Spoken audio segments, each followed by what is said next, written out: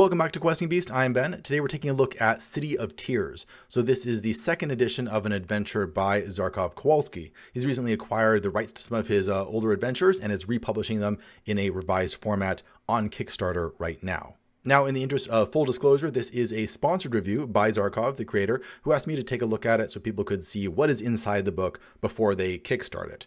I did tell him I would give an honest review of what I thought of the book, but if you've been paying attention to my channel for a while, you probably know that I've reviewed a lot of books by Zarkov in the past, and I'm a big fan of his adventure design. So it's probably not going to be too surprising if I like this one as well.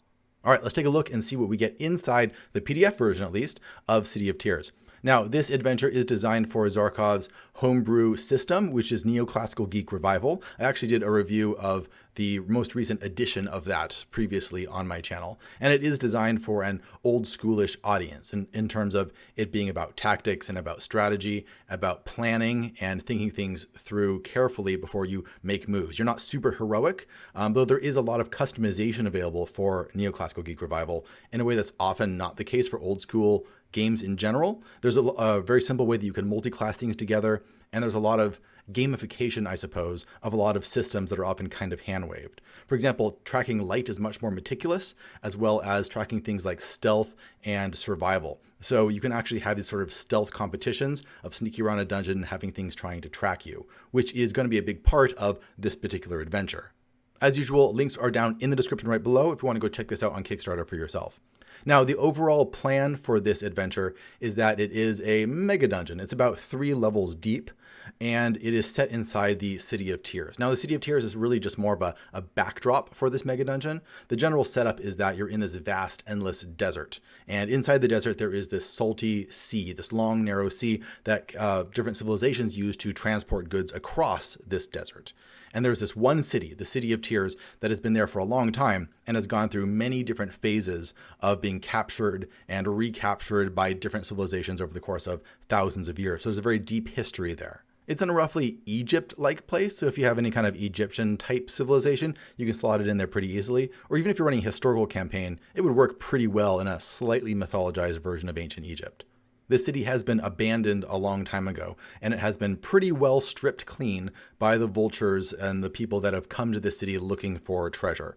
There's very little water in this area. The sea is completely salty, so it can't be drunk. There's one well inside the city that everyone there has to be able to drink from. So typically they run in during the day, get as much water out as possible, and then leave before night falls. Because when night falls, things get pretty scary in the city. We have a list of the different types of ships that you can find in this salt sea near the City of Tears. Equipment, weapons, armor, and so on. Lots of notable merchants, bandits, and corsairs. I like the characterizations of a lot of these NPCs. They're very concrete, and they seem like they'd be pretty easy to play. For example, we have Sad Bazad the Sailor. He's a famous adventurer and merchant, occasionally acting as a corsair against slave transports, earning him a constant enmity with Riyab. He will not work with slave owners. Ridiculously handsome and with a winning smile, he is the closest thing to a hero in the Salted Sea, and would be considered a hero to the wider world if not for the practice of only sleeping with virgins and then strangling them afterwards. Kind of a Bluebeard type character. I love how he has this horrible secret buried within him, so the characters can get to know him. He seems like such a nice, winning guy, great moral, upstanding character, but he has a horrible, evil side that you're going to have to uncover, and then what are you going to do with that? Are you going to deal with that? Are you going to leave it alone? That's up for the players to decide. All in all, I really love Zarkov's writing style and all of his adventures. They're often very dark and have a very grim fairy tale-like nature to them, but there's this very casual, humorous tone that he takes that's kind of on top of that, where he's telling you, this is just a story, or this is just a role-playing game. Don't take it too seriously. And I really appreciate that about the way he writes. Now, what happens when the sun goes down in the City of Tears? Basically, there's 2 factions that break out. You have jackals, which prowl the streets and will tear you apart if you are there after dusk. And there's also ghosts, which are the ghosts of people that have been killed by these jackals. And the ghosts often don't return to the afterlife. They hang around trying to get revenge on the jackals by possessing other live people there and using them as weapons against the jackals. So there's these 2 factions that are constantly at war. Really a bad place to hang out. If you really want to get rich in the City of Tears, the only place left is the Sultan'S Basement. You have to go to a particular church and find this weird old guy there who knows about the Sultan's Basement, and if you really, really insist, he will tell you about the way to get in through this trap door, and it's a whole mega dungeon down there. No one else has gone down there because maybe no one else has found it yet, and also it's just horribly dangerous. One nice little twist to this is that he keeps the trap door barricaded with a whole bunch of large rocks. And if you want to go down to the basement, fine. He can't stop you. He's not going to fight you. But he does tell you that he will pile rocks back on top of that trapdoor. So if you want to come back up, you'll have to do a special knock, and then you'll have to take all of the rocks off the trapdoor before you can get back up. So there's going to be like a 5-minute delay on your way back to the surface. So if you are being chased or attacked by creatures, you're not going to be able to get up whenever you want to. I like that little twist on it. One thing that Zarkov stresses in this adventure is that when you're going through this dungeon, you need to conceptualize it more like a heist. The dungeon is an inherently dangerous place. It does not belong to you. You're not supposed to be there. You have to take stealth as a very high priority when you're sneaking through these passages, trying to get treasure and getting out alive. If you alert the dungeon's self-defense system and you start pulling in random encounters, you're going to get quickly swarmed and killed.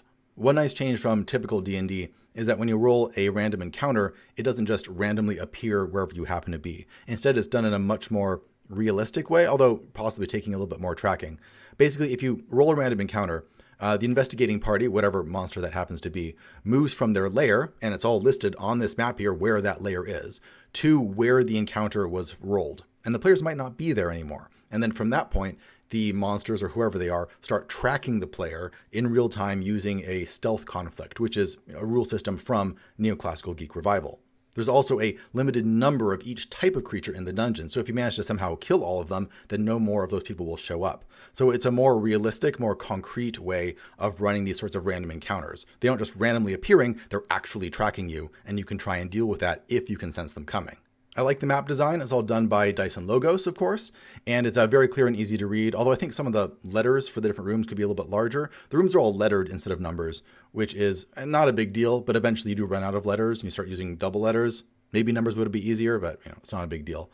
The actual layout for each of the rooms is pretty good. I like how it's done. You start out with the title, which is really nice, and then right under that you have a TLDR, a too long didn't read, where it gives you a one-line summary, often just the basic things that are there before you get into a longer description. That's a nice way to do it because you can scan these TLDRs and get a quick sense of what's in each of the rooms. I think the descriptions could be organized a little bit better, perhaps with bullet points. It does not make the sin of just having long, rambling descriptions that don't matter to a dungeon master. Everything that's in these descriptions is very clearly necessary for that room. It gets to the point quickly, which is really great to see.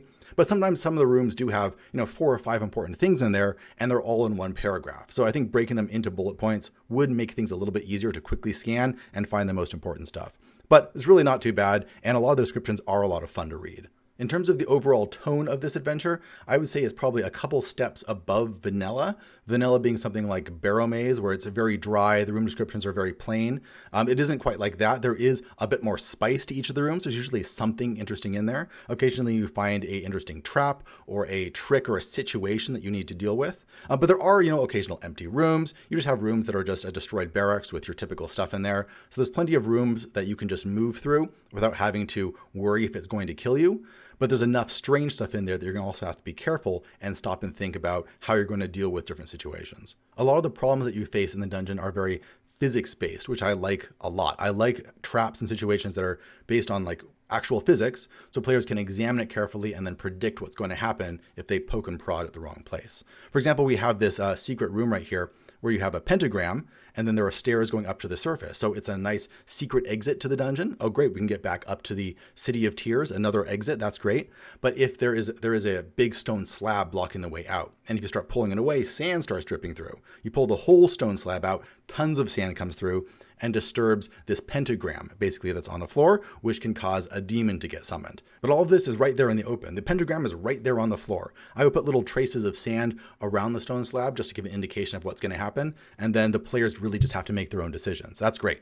There's simple little traps that are going to tempt the player. We got a whole pool here full of plague zombies that are sleeping and just floating in this pool, which is really, really gross. But they all have gold and coins in their pockets as well. So are the players going to prod at them and cause a wave of gross zombies to come crawling out? Or are they just going to leave well enough alone? Another great one, there is a golem in stasis right here that has a magic arrow stuck into it that is kind of keeping it frozen. If you pull the arrow out, it will come back to life again. It won't necessarily be hostile. It's going to depend on your reaction to it and how it judges your particular religion. Because it was created by a creator in the distant past that was of a particular faith, but this was so long ago, the faith is now splintered into multiple sects. So depending on what your particular religion is, it might react to you very differently.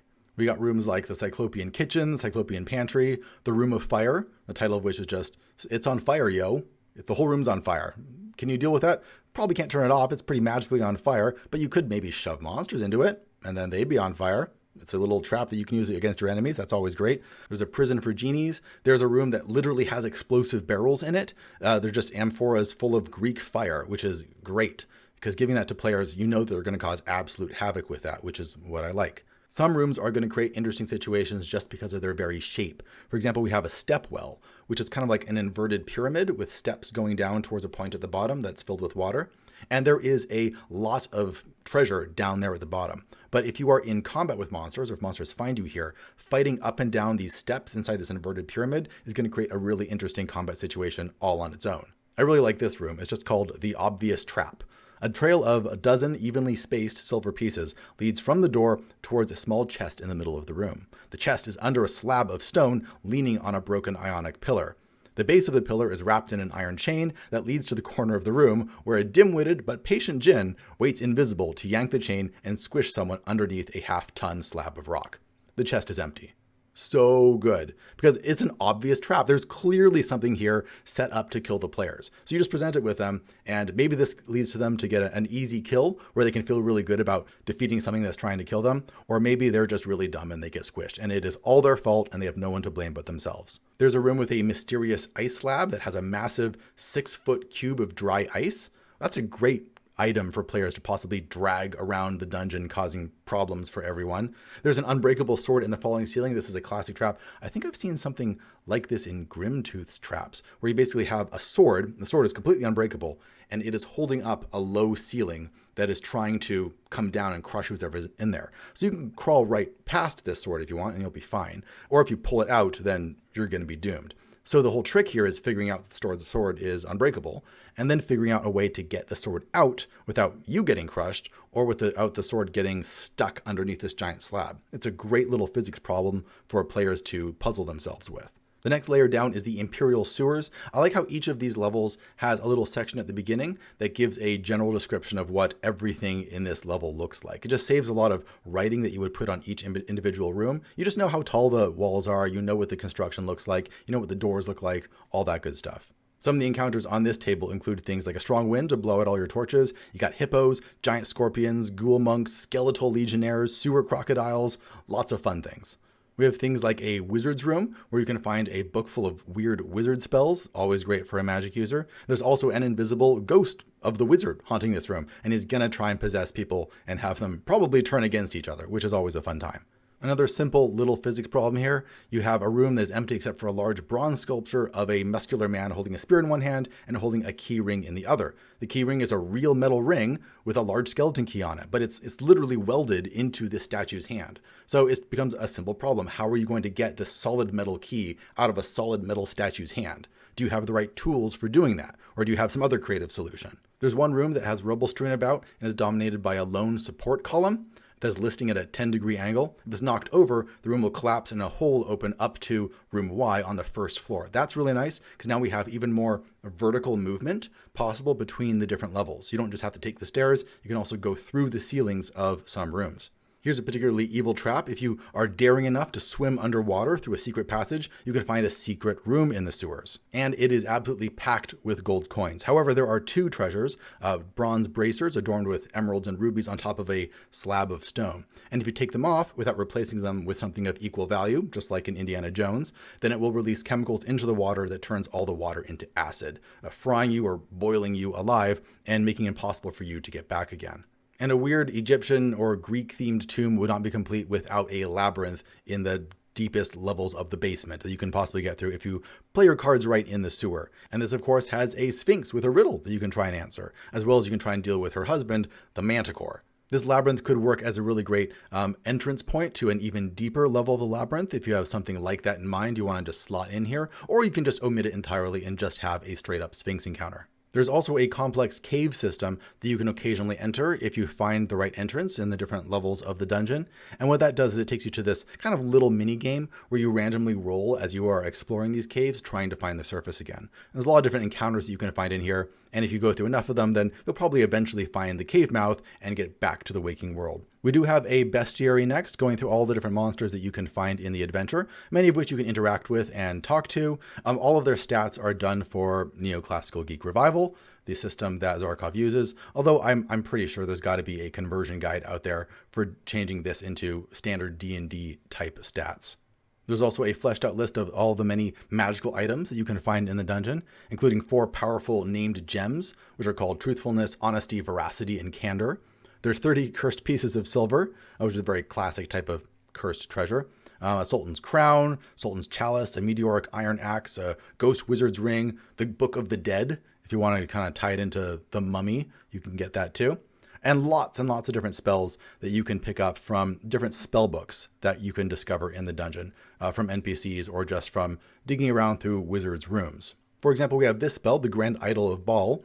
The spell potentially locks a mystical or incorporeal creature, like a ghost, demon, djinn, or dryad, into a clay idol that represents the target. Basically, it's like taking a genie and imprisoning it in a lamp, which is really fun, because you're going to find all sorts of mystical creatures in the dungeon and in D&D in general, and being able to imprison them in little objects and carry them around with you is just really fun. It's like collecting Pokemon. Although it does say that anyone sleeping near the idol can hear it in their dreams, which is kind of terrifying. So that is it for this preview of City of Tears. If this looks really interesting to you, remember to head to the description below and check it out on Kickstarter. Seems like a great classic dungeon with a lot of fun tricks and traps and situations that players are going to have a lot of fun dealing with without going way overboard into deep, weird gonzo territory, which sometimes the OSR does. I feel like this is a nice middle ground between very vanilla and having a good amount of creativity to keep things fresh and surprising. Thanks for watching, everybody, and I'll see you next time.